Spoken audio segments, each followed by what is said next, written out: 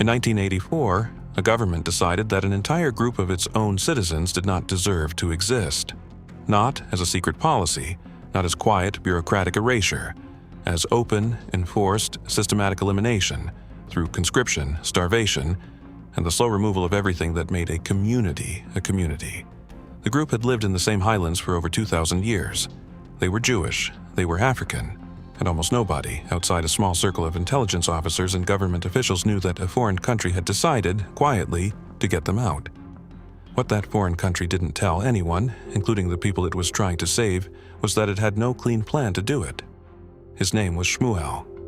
He was 31 years old, born in a village in the Gondar region of northern Ethiopia, and by the time the Mossad opened a file on him, he had already buried 2 of his children. He was not an operative, he was not recruited, he was not asked, he had no idea he was being watched. What he was, in the language of the intelligence officers who tracked him through third-party aid contacts in Sudan, was a priority extraction candidate, which is a phrase that sounds procedural until you understand that it was a category with no guaranteed exit. Shmuel had made it from Ethiopia to Sudan in the summer of 1983 after a journey of roughly 3 weeks on foot through terrain that had no road infrastructure, no water infrastructure, and no functioning medical system. He had carried his youngest son on his back for 4 days after the child developed a fever. The child survived. Shmuel arrived at the Tawawa refugee camp outside the Sudanese town of Gedaref, weighing significantly less than when he had left home. He was placed in a tent with 11 other people and added to a UN registry that already contained over 100,000 names. He was waiting. He did not know what he was waiting for. He had heard from another man in the camp, a man from his region, from a village about 12 kilometers from his own, that Israel was coming. That there were people, somewhere, arranging transport. That it was real. Shmuel didn't believe it.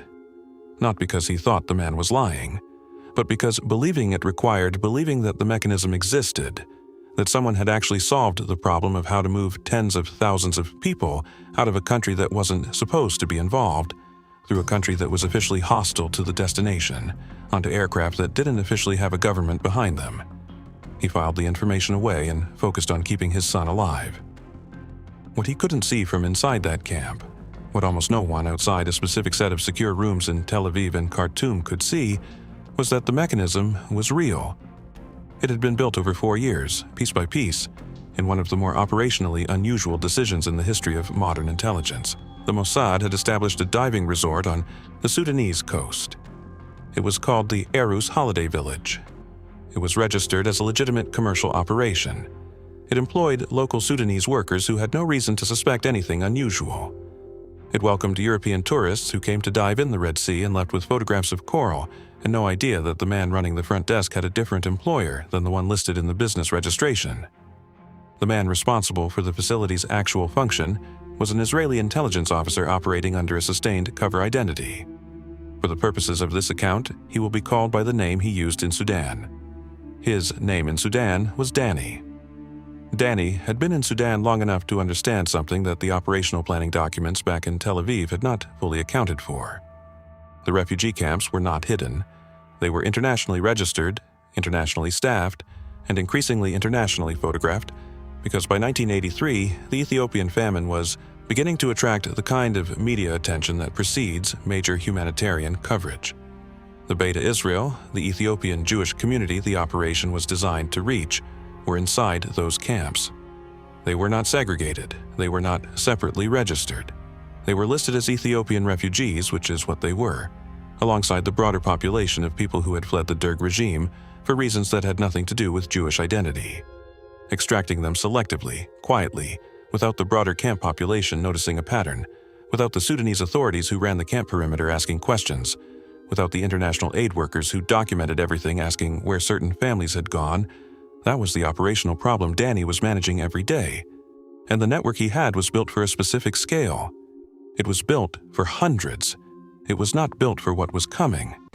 The man who had asked Shmuel about his village was not a Mossad officer. He was a contact. A local intermediary who moved between the camps on behalf of an aid organization that was real in every sense except one. The organization processed refugees. It also, under a layer of administrative procedure that appeared completely routine, flagged specific individuals for a second review process that had nothing to do with standard resettlement. The second review was Danny's. By the time a name reached Danny, it had passed through at least 2 human hands that were not Israeli, not intelligence trained, and not compartmented in any formal sense. They were trusted. They had been reliable. But trusted and reliable are descriptions of past performance, and Danny had spent enough time in Sudan to understand that past performance in a network like this carries a specific kind of expiration date. Every person in the chain was a potential fracture point. Every name written down, even in a form that looked like a refugee intake document, was a record that could be read by someone it wasn't meant for. The operation had been designed with this in mind. But designed with something in mind and protected against it are not the same thing. There was also a problem that no amount of careful design could fully solve. The camps were not static environments. People moved between them. People talked across them. The Beta Israel were not the only community with reasons to distrust the Derg regime, and they were not the only community watching for signs that someone, somewhere, was offering a way out. An aid worker who noticed a pattern in which families disappeared after a particular intake process could draw conclusions. A camp administrator who saw recurring names attached to a specific documentation pathway could ask questions. The visibility risk was not theoretical. It was present in every interaction, every form, every nod from a man at a water distribution point who wrote nothing down but remembered everything. Danny ran the network because he had no cleaner option, and he ran it knowing that the cleaner option might never exist. What he had, instead of a clean option, was discipline, a set of procedural boundaries that were maintained not because they guaranteed safety, but because relaxing them would accelerate the timeline on which the network exposed itself. Every shortcut taken was a debt borrowed against the operation's future. Every additional intermediary added was a new variable that could not be fully controlled. Danny understood this in the specific way that people who manage human intelligence networks understand it, not as an abstract security principle, but as a daily operational reality that required him to make judgment calls without sufficient information, on a schedule that did not pause while he gathered more. He had been making those calls for 4 years. He would make them for several more weeks before the network's debt came due in full. What Tel Aviv understood about the situation in Sudan in late 1983 was accurate as far as it went. The camps were overcrowded. The Beta Israel population was growing.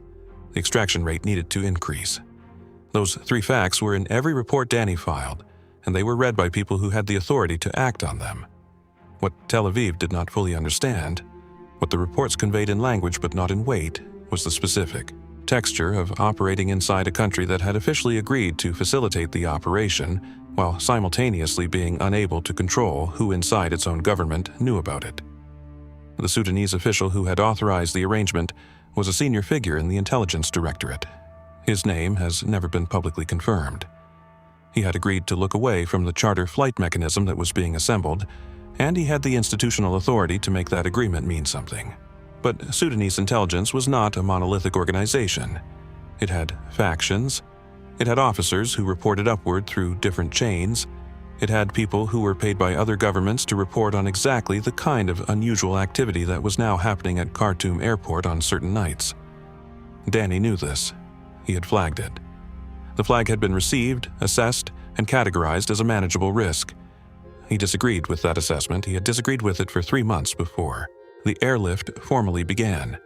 And once the airlift began, disagreeing with the assessment became operationally irrelevant because the flights were running, and the only question that mattered was how long they could continue before someone in the wrong position noticed the wrong thing. The flights ran at night.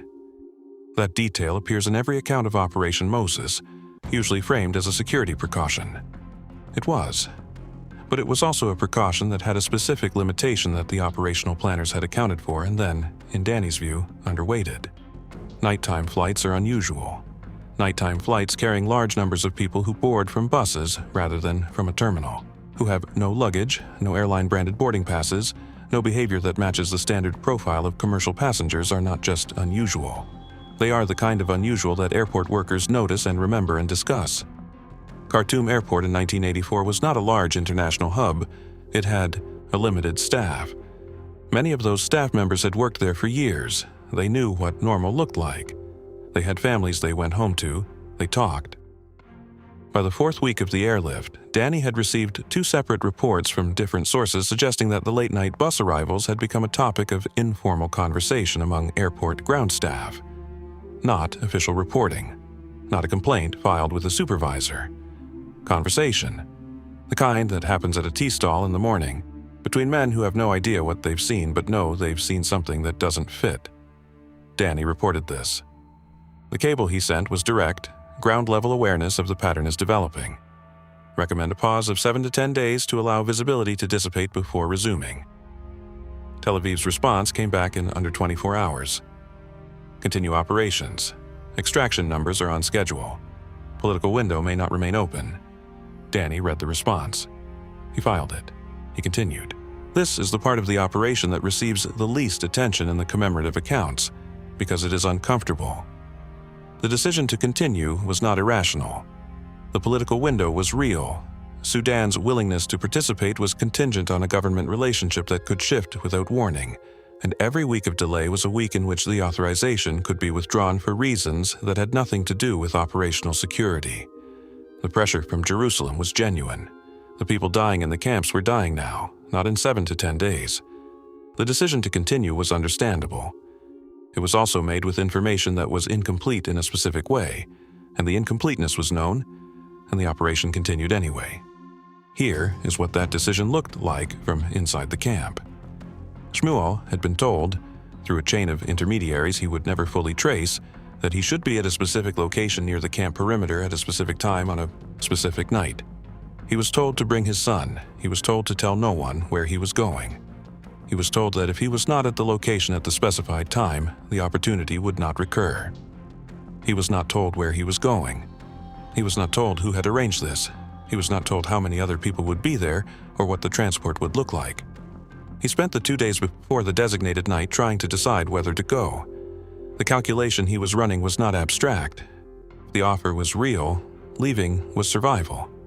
If the offer was a trap, if someone in the camp had been identifying Beta Israel families and passing the information to the wrong people, then presenting himself at that location at that time was the most dangerous thing he could do. He had no way to verify which it was. The intermediary who had first approached him was gone. The man who had given him the location details was someone he had met once and would not recognize again in daylight. He went. He took his son and went. He arrived at the location and found 43 other people already there. Most of them were from the Gondar region. Several were from villages near his own. He recognized 2 faces. He did not speak to them. No one spoke. They stood in the dark near the camp perimeter and waited for a vehicle that may or may not have been coming. The vehicle came. That sentence feels like resolution. It is not. The vehicle came, and 44 people were loaded into it, and it drove toward Khartoum, and everything about that movement, the timing, the route, the destination, depended entirely on a set of arrangements that Danny was managing from a position of diminishing certainty. Because on the same night that Shmuel's group was in transit, Danny received a piece of information that had not been in any previous report. A source inside the Sudanese intelligence apparatus, a source Danny considered reliable, had considered reliable for 2 years, sent word that a junior officer in a different directorate had filed an informal query about the charter flight activity at Khartoum Airport. Not an investigation, a query. The kind of question that gets asked when someone has noticed something and wants to understand it before deciding whether it matters. The query had not been answered yet. It was sitting in a bureaucratic queue. It might be answered by a supervisor who would close it and file it. It might be answered by someone who would pass it upward. Danny did not know which.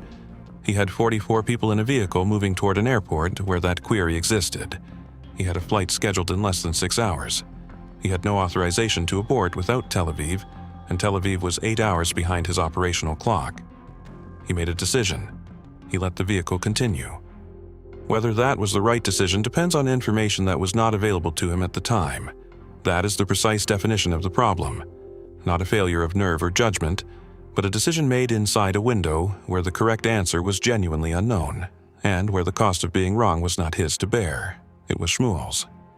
The flight was scheduled for 2 a.m. Shmuel's group arrived at the staging location, a warehouse on the western edge of Khartoum that had been used as a transit point for 3 previous extractions at 11:45. There were already people inside. Approximately 60 individuals, mostly families who had arrived from a different camp 2 hours earlier. Children were sleeping on the floor. Adults were sitting against the walls in the specific stillness of people who have learned not to make noise in unfamiliar places. Shmuel found a section of wall and sat down with his son beside him. He counted the room without appearing to count. 104 people, including his own group. He did not know if that was the expected number. He had no reference point for what expected looked like. Nobody spoke above a whisper. Nobody asked questions. There was nothing to ask that anyone in the room could answer. At 12:15, the coordinator who was supposed to arrive with the vehicle manifest did not arrive. Danny's ground contact, a man operating under a logistics cover who handled the final leg movement, waited 20 minutes past the window and then sent a signal through the agreed channel. No response.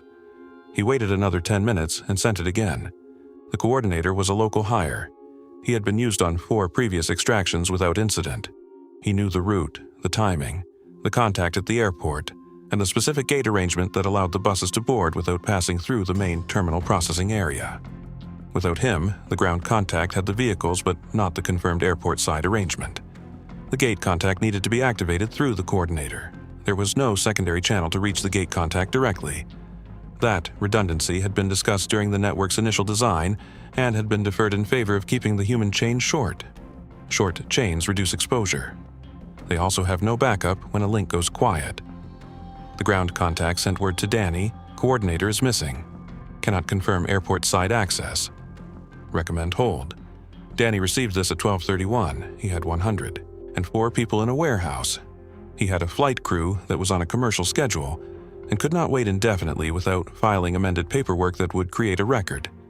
He had a query sitting somewhere in the Sudanese intelligence bureaucracy that may or may not have been answered by now. And he had 31 minutes before the departure window began to close. He authorized a hold of 20 minutes. Not an abort, a hold. The coordinator arrived at 12:49. He had been stopped at a routine police checkpoint on the road into the city, one of the random vehicle inspections that Khartoum security forces ran with no predictable schedule and no particular logic. He had a cover story. The cover story had worked.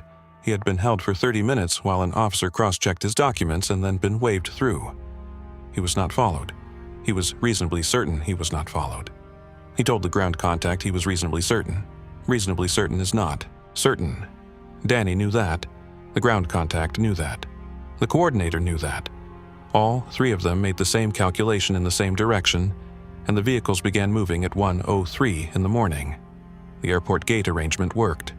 This is the moment that should feel like relief, and it almost does, until you understand what it meant operationally. The gate contact waved the buses through a service entrance on the south side of the airport that bypassed the main terminal. The passengers boarded through a door in the aircraft's rear section. The boarding took longer than planned because several of the children could not be moved quickly, and because 2 elderly individuals required physical assistance up the stairs. Boarding was complete at 2:17, 17 minutes behind schedule. The flight crew filed for departure. Standard procedure. The tower acknowledged. Everything at this moment looked from the outside like a late charter with unremarkable cargo. Shmuel sat in a window seat with his son pressed against his side. He had never been on an airplane. He did not know the geography of what was about to happen, did not know in which direction the plane would fly, or how long the flight would be, or what the place he was going to look like. He knew only the name. He had known the name since he was a child. He looked out the window at the runway lights and felt something he would later describe, in that single newspaper interview, as the opposite of certainty. Not fear, not hope, as something that contained both and resolved into neither. The aircraft began to taxi. At 2:29, the tower issued a hold instruction. Routine phrasing, unspecified duration. The flight crew acknowledged and stopped the aircraft on the taxiway, engines running. In the cabin, 104 people felt the plane stop. Most of them did not understand the significance of stopping on a taxiway versus stopping anywhere else. A few of them did. People who had made previous journeys, who had reached previous points of apparent departure that had not become actual departures. The hold lasted 11 minutes. The reason for the hold, as established later, was a cargo aircraft that had priority clearance for the same runway and needed to complete its landing before the charter could depart. A standard air traffic management decision. It had nothing to do with the Sudanese intelligence query. It had nothing to do with the missing coordinator. It was a cargo plane from a Kenyan freight company running behind its own schedule. 11 minutes is not a long time in most contexts. In a stopped aircraft on a Sudanese runway at 2:30 in the morning, carrying 100 people who had survived years of persecution and weeks of desert crossing and months of camp conditions to reach this specific seat on this specific night, 11 minutes is a different unit of time entirely. Donnie was monitoring from outside the airport perimeter. He had no communication with the aircraft during the hold. He had no visibility on what the tower was seeing. He was sitting in a vehicle in the dark, listening to airport radio traffic on equipment that gave him partial information and required him to interpret the gaps. When the hold instruction came, his first interpretation was the wrong one. He assumed, based on the timing, based on the query he knew was somewhere in the bureaucratic system, based on 3 months of accumulated operational tension, that the hold was security-related, that something had been flagged, that the 11-minute window was the system catching up to the operation. He was reaching for the abort signal when the tower cleared the aircraft for departure. He put the signal down. The plane lifted off the runway at 2:41. What Danny felt in the vehicle in the dark after the wheels left the ground was not relief. He would acknowledge this later, in the partial account he gave to a journalist nearly 2 decades. Afterward, he said the feeling was closer to a suspension, the recognition that one specific danger had passed and a new accounting had not yet begun. Because the aircraft being airborne did not resolve the query sitting in the intelligence directorate. It did not explain why the coordinator had been stopped at that checkpoint on that night. It did not change the fact that 104 people knew they had been moved through Khartoum on an unmarked charter flight, and that within days of arriving at their destination, some of them would speak to family members still in the camps, and those conversations would happen through channels that were not controlled. 104 people had just learned that the route existed, that the mechanism was real. The man from the camp had been right. Israel had come. That knowledge would move through the camps faster than any cable Danny could send to Tel Aviv. And when it moved, it would not move quietly. It would move the way desperate hope always moves, urgently, incompletely, and without regard for operational security. Within 72 hours of that flight landing, the number of Beta Israel in the camps who knew that an extraction route existed had tripled. Most of them had no way to access it. Some of them would try anyway, through channels that were not part of the network, by approaching people they thought might be connected. Some of those approaches would be to the right people. Some would not.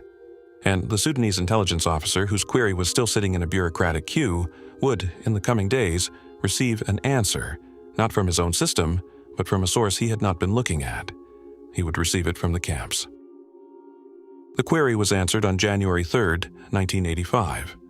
Not by the Sudanese Intelligence Directorate's internal review process, which was still moving at the pace of a bureaucracy that had other priorities. It was answered by a field officer in Gedaref, the city closest to the Tawawa camp, who had been receiving informal reports from local contacts about unusual nighttime movement near the camp perimeter.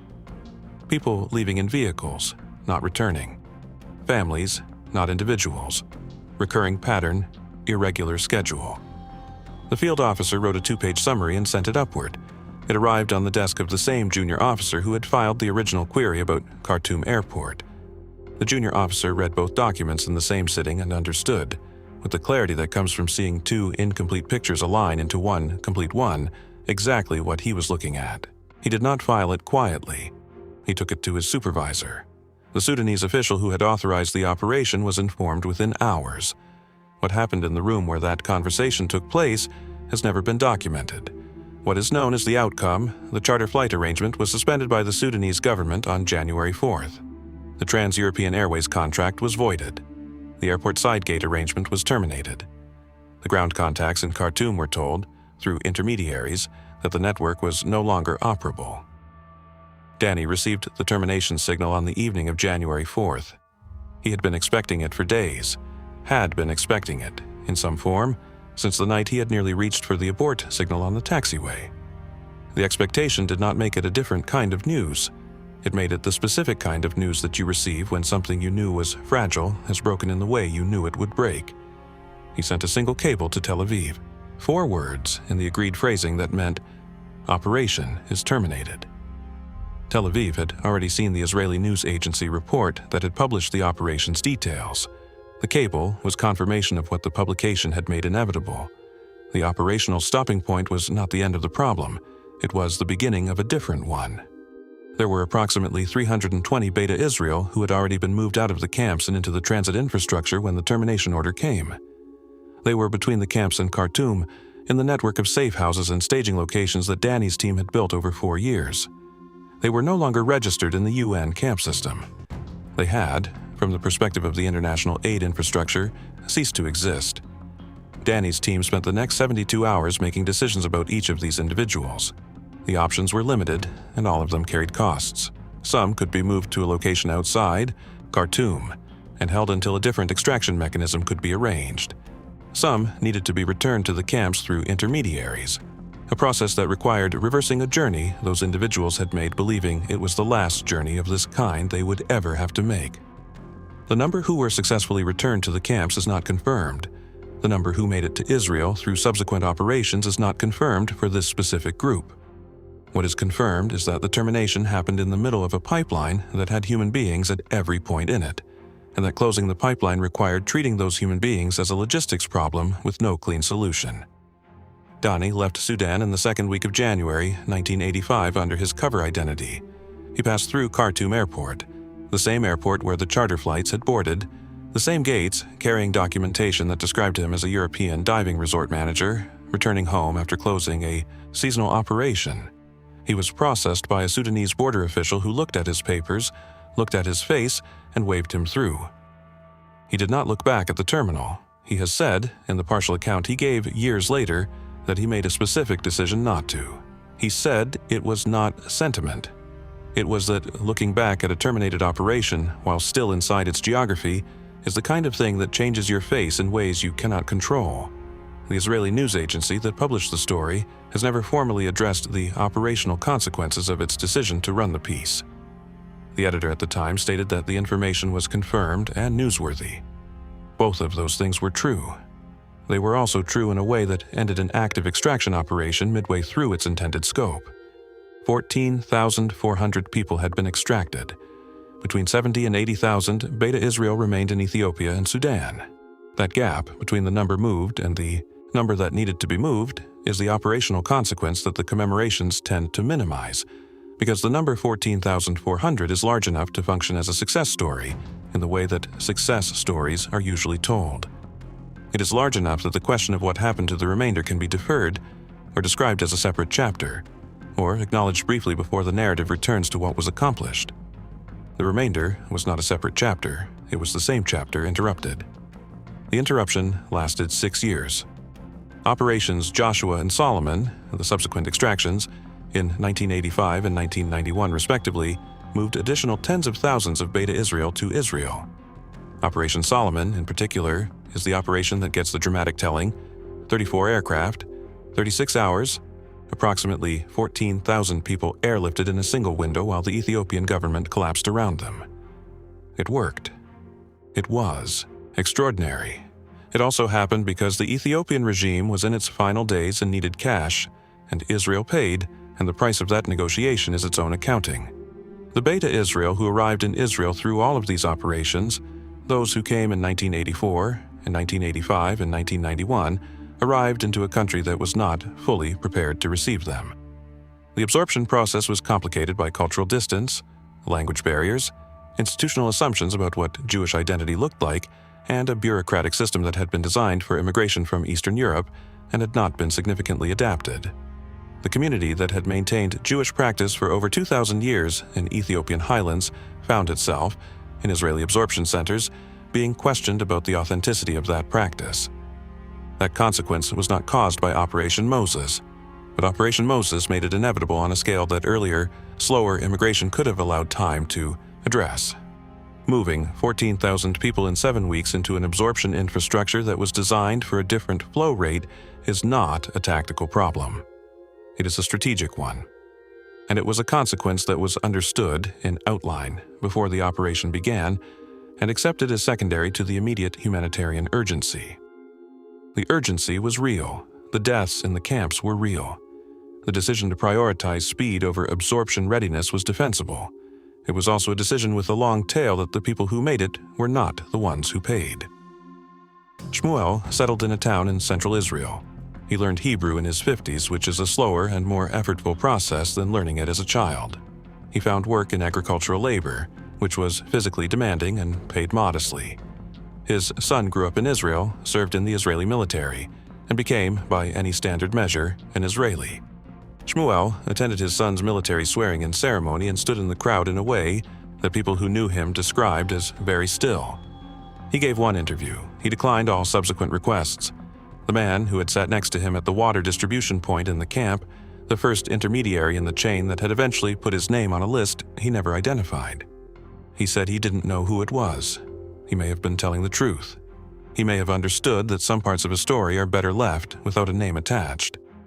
What Shmuel did speak about, briefly and without elaboration, was the period between arriving in Israel and understanding that he had arrived. He described it as longer than he had expected, not the journey, the understanding. He said that for several months after landing, he would wake at night and perform the same mental check he had performed every morning in the camp, a rapid assessment of immediate threats, of his son's proximity, of whether the day ahead contained something that could kill them. The check had been necessary for years. It took time to become unnecessary. He did not say how long. He moved on to another subject, and the interviewer apparently did not press. That detail, the involuntary morning threat assessment that persisted long after the threat had ended, is not an operational consequence. It is a human one. It sits outside the scope of what intelligence agencies measure when they evaluate mission success. It is not in any debrief. It is not a variable in any operational review. It is what happens to a person after the operation has filed its final report and closed its records and moved on to the next problem. The Beta Israel community in Israel today numbers over 160,000 people. The generation that arrived in the 1980s and 1990s has children and grandchildren who were born Israeli, who speak Hebrew as a first language, who have served in the military and entered universities and built lives at a distance from the Gondar Highlands that is not only geographical, that is, the outcome the operation was designed to produce. In that specific sense, it succeeded. What it also produced, and what the commemorations tend to mention briefly before returning to the rescue narrative, is a community that arrived into structural disadvantage and has spent 4 decades navigating it. Studies conducted by Israeli institutions have documented persistent gaps in educational attainment, income levels, and representation in professional sectors between the Beta Israel community and the broader Israeli population.